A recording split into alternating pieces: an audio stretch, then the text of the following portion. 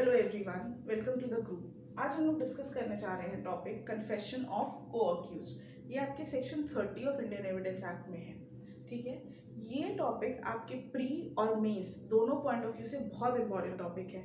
Reason भी, pre में आपसे इससे रिलेटेड कई सारे ऐसे क्वेश्चन, प्रॉब्लम बेस्ड क्वेश्चन पूछ लिए जाते हैं जिन्हें आपको सॉल्व करने के लिए पता होना चाहिए कि इस सेक्शन के एसेंशियल इंग्रेडिएंट्स क्या है। सेकेंडली, मेंस में ये डायरेक्टली क्वेश्चन आ जाता है कि कन्फेशन ऑफ को अक्यूज किन कंडीशंस में रेलेवेंट होता है, कब रेलेवेंट हो सकता है, प्लस वो आपका प्रॉब्लम बेस्ड क्वेश्चन भी आ सकते हैं मेंस में। ठीक है, तो इस टॉपिक को स्टार्ट करते हैं। देखिए, जैसे इस टॉपिक में जब भी कोई पर्सन है, कोई मेकर है जिसने कन्फेशन दिया है, उस कन्फेशन को जब हमें उसी के साथ किसी और जो पार्टिसिपेट किया होगा किसी ने क्राइम में, अगर हमें उसके अगेंस्ट यूज करना है तो कुछ कंडीशंस को फुलफिल करना पड़ता है। पहली कंडीशन क्या है इसमें कि जॉइंट ट्रायल होना चाहिए। किनका जॉइंट ट्रायल होना चाहिए? मेकर का, मेकर ऑफ द कन्फेशन का जॉइंट ट्रायल। किसके साथ? जब मेकर ने अपने साथ, जिसने उसके साथ पार्टिसिपेट किया था, उसको भी इम्प्लीकेट किया है, तो उसका और मेकर का कन्फेशन जो ट्रायल होना चाहिए वो जॉइंट होना चाहिए। मतलब को अक्यूज्ड जो है वो जॉइंट ट्रायल पे होना चाहिए। जॉइंट ट्रायल कैसे हम पता करेंगे? जॉइंट ट्रायल होता है सेक्शन 223 सीआरपीसी के हिसाब से। सेक्शन 223 सीआरपीसी क्या कहता है? वो कुछ कंडीशंस लेट डाउन करता है जब किसी पर्सन को हम, दो पर्सन को हम जॉइंटली चार्ज कर सकते हैं, तो ईदर ऑफ द कंडीशन में ये फॉल होने चाहिए, मतलब उनका जॉइंट ट्रायल होना चाहिए। देखिए, इसी से रिलेटेड आपके पास एक इलस्ट्रेशन है, इलस्ट्रेशन सेकेंड, जो बहुत इंपॉर्टेंट इलस्ट्रेशन है। देखिए, उसमें क्या है इलस्ट्रेशन में कि ए ने क्या किया? ए ने सी का मर्डर किया, ठीक है, और उसको हम लोग ट्राई कर रहे हैं, उसका ट्रायल चल रहा है, ठीक है, ए का ट्रायल हो रहा है। अब क्या हुआ कि सी के मर्डर के जितने एविडेंसेस थे वो क्या शो कर रहे हैं कि ए प्लस बी, ए और बी ने दोनों ने मिलके सी को मारा, ठीक है, एविडेंसेस शो कर रहे हैं कि दोनों ने मिलकर मारा। इसी के साथ बी ने ये कहा कि ए प्लस आई, मतलब ए ने और मैंने, बी के लिए हम आई यूज कर रहे हैं, मैंने और ए ने मिलके सी को मारा, उसने ये भी स्टेटमेंट दिया। तो अब क्वेश्चन अराइज हुआ, क्या ये स्टेटमेंट जो बी ने दिया कि मैंने और ए ने मिलकर मारा है सी को, उसको हम यूज कर सकते हैं? उस कन्फेशन को क्या यूज किया जा सकता है? तो इसका आंसर होता है नहीं, हम नहीं यूज कर सकते हैं। क्यों नहीं यूज कर सकते? क्योंकि ए और बी जो है वो जॉइंटली ट्राई नहीं किए जा रहे हैं, they are not jointly tried, ठीक है। तो जॉइंट ट्रायल आपको मतलब समझ में आया कि मेकर और को अक्यूज को 223 के पर्सपेक्टिव से जॉइंटली ट्रायल होना चाहिए। मतलब यहाँ पे आपका वो भी डिफरेंस आप देखेंगे कि अगर इन केस दोनों लोग सेम ऑफेंसेस के लिए है, लाइबल है, लेकिन फिर भी उन्हें अलग अलग टाइम पे ट्राई किया जा रहा है, तो भी हम कन्फेशन ऑफ को अक्यूज को relevant against the other accused नहीं मानेंगे, ठीक है। अब देखिए, सेकेंड इसकी कंडीशन क्या है? इम्प्लीकेटिंग द मेकर, इम्प्लीकेटिंग द मेकर। अब कन्फेशन हमें पता है कि वो एक सेल्फ हार्मिंग स्टेटमेंट होता है। सेल्फ हार्मिंग मतलब एक पर्सन है जो अपने ही अगेंस्ट कोई बात कह रहा होता है जिसकी वजह से उसकी क्रिमिनल लाइबिलिटी बन सकती है, ठीक है। तो कन्फेशन ऐसा होना चाहिए, को अक्यूज की कन्फेशन ऐसा होना चाहिए जो कि आप क्या कर रहे हो कि वो मेकर को इम्प्लीकेट कर रहा हो, मतलब जो कह रहा है पर्सन वो ऐसा नहीं, उसको स्टेटमेंट देना होगा, ऐसा कन्फेशन वो नहीं कर सकता जिसमें वो खुद की सारी लाइबिलिटीज को एक्सोनरेट कर रहा है बट किसी एक अलग पर्सन को चार्ज कर दे रहा है, मतलब वो सारा ब्लेम अपने को अक्यूज पे डाल दे रहा है। तो उस कंडीशन में भी हम लोग कन्फेशन जो है अक्यूज का, उसको को अक्यूज के अगेंस्ट नहीं यूज कर सकते हैं। तो कन्फेशन हमेशा ऐसा होना चाहिए जो मेकर को प्लस को अक्यूज दोनों को इम्प्लीकेट करता हूँ। यहाँ पे आपके बैराक में वर्ड यूज हुआ है अफेक्ट करता हूँ, ठीक है।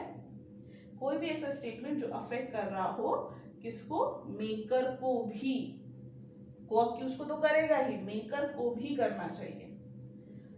अब देखिए थर्ड पॉइंट क्या है कि ये तो कंडीशंस हैं, ये तो फुलफिल आपको करनी है, इसके साथ ही आपका क्या होना चाहिए, जो भी यहाँ कन्फेशन मेकर ने किया था वो कन्फेशन प्रूव्ड होना चाहिए मेकर के अगेंस्ट। ठीक है, देखिए वर्ड प्रूफ का मतलब क्या है यहाँ पे, वर्ड, अब ये हमने कहा कि ये कंडीशन तो फुलफिल हो गई तो मतलब प्रूव हो गया, नहीं, प्रूफ का मतलब होता है कि डिफेंस के पास अपॉर्चुनिटी थी, किस चीज की थी, क्रॉस एग्जामिनेशन की, डिफेंस के पास क्रॉस एग्जामिनेशन की अपॉर्चुनिटी होनी चाहिए। अगर डिफेंस के पास क्रॉस एग्जामिनेशन की अपॉर्चुनिटी नहीं है तो हम ये नहीं कह सकते कि वो जो कन्फेशन किया गया था वो मेकर के अगेंस्ट प्रूव हुआ है। तो अगर कन्फेशन मेकर के अगेंस्ट नहीं प्रूव हो सकता तो हम उसे को अक्यूज के अगेंस्ट भी यूज नहीं कर सकते। तो यहाँ पे क्या होना चाहिए, डिफेंस के पास हमेशा अपॉर्चुनिटी होनी चाहिए टू क्रॉस एग्जाम। वो अवेल करता है नहीं करता है डिफेंस, ये उसका मैटर है कि उसके पास होने के बाद भी उसने क्रॉस एग्जामिनेशन नहीं किया, ये अलग बात है, लेकिन अपॉर्चुनिटी होनी चाहिए। ठीक है, देखिए अब आप इसको ऐसे समझ सकते हैं कि मान लीजिए मेकर है, ठीक है, मेकर है, मेकर की डेथ हो जाती है आफ्टर मेकिंग द स्टेटमेंट, वो जॉइंट ट्रायल हो रहा था, इम्प्लीकेट भी कर लिया उसने, सब कुछ हो रहा था, बट फिर भी उसकी डेथ हो जाती है बिफोर दी क्रॉस एग्जामिनेशन। तो क्या हम इसे को, इस कन्फेशन को अक्यूज्ड के अगेंस्ट यूज कर सकते हैं, हम नहीं कर सकते हैं। क्यों, क्योंकि यहाँ पे अब डिफेंस के पास कोई अपॉर्चुनिटी नहीं है कि वो क्रॉस एग्जामिन कर सके, और क्रॉस एग्जामिनेशन नहीं होगा तो कन्फेशन मेकर के अगेंस्ट प्रूव नहीं हो सकता, मेकर के अगेंस्ट प्रूव नहीं हो सकता तो वो अक्यूज के अगेंस्ट तो बिल्कुल ही नहीं प्रूव हो सकता। ठीक है, इसी तरीके से अगर मान लो मेकर जो है वो अप्रूवर बन जाए, अप्रूवर मतलब प्रोसिक्यूशन विटनेस बन जाए, वो बन जाता है प्रोसिक्यूशन विटनेस। ठीक है, तो अब देखिए यहाँ पे इसके कन्फेशन को हम क्यों नहीं यूज कर सकते हैं को अक्यूज के अगेंस्ट, क्योंकि जो विटनेस होता है, विटनेस हमेशा स्टेटमेंट किस पे देता है, ओथ पे देता है। ठीक है, अक्यूज को हम लोग कभी भी ओथ नहीं दिलाते हैं, तो जब हमने इसे ओथ दिला दी तो ये अक्यूज तो रह ही नहीं गया, विटनेस बन गया, अक्यूज रह नहीं गया। जब अक्यूज नहीं रह गया तो इसका जॉइंट ट्रायल नहीं हो रहा है ना, यहाँ पर ये कंडीशन अब फुलफिल नहीं हो रही है, तो ये कंडीशन नहीं फुलफिल हो रही है तो इसका मतलब कि जो कन्फेशन है वो मेकर के अगेंस्ट प्रूव नहीं हो पाया है, इसलिए वो को अक्यूज के अगेंस्ट भी प्रूव नहीं हो सकता है। ठीक है, आई होप आपको ये चीजें समझ में आई होंगी कि हम कब कब किस कंडीशंस में ही को अक्यूज के अगेंस्ट, जो भी कन्फेशन अगर मेकर ने दिया है उसे मेकर एज वेल एज को अक्यूज के अगेंस्ट किस कंडीशन में यूज कर सकते हैं। ठीक है, देखिए इससे बहुत इंपॉर्टेंट इसका एक और टॉपिक है, पॉइंट है बेसिकली एविडेंशियरी वैल्यू। ठीक है, एविडेंशियरी वैल्यू क्या होती है इस कन्फेशन की, जो अक्यूज ने किया है, जो इम्प्लीकेट करा है उसको भी, मेकर को भी, मतलब मेकर को भी प्लस को अक्यूज को भी, तो उसकी एविडेंशियरी वैल्यू क्या होगी। इसकी एविडेंशियरी वैल्यू है, आपके बेयर एक्ट में टर्म लिखा है कि court may take into consideration, क्या, court may take into consideration, मतलब इसकी कोई बहुत हाई वैल्यू नहीं है, हाई एविडेंशियरी वैल्यू नहीं है, इसकी सिर्फ एक इंडिकेटिव वैल्यू है, मतलब एक कोरैबोरेटिव वैल्यू है।